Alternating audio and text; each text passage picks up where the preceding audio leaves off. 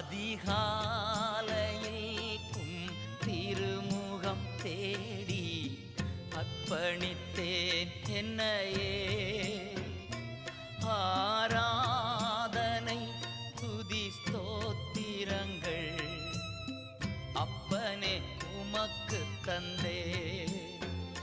அன்பு நேசரே திருமுகம் தேடி அர்ப்பணித்தேன் என்னையே.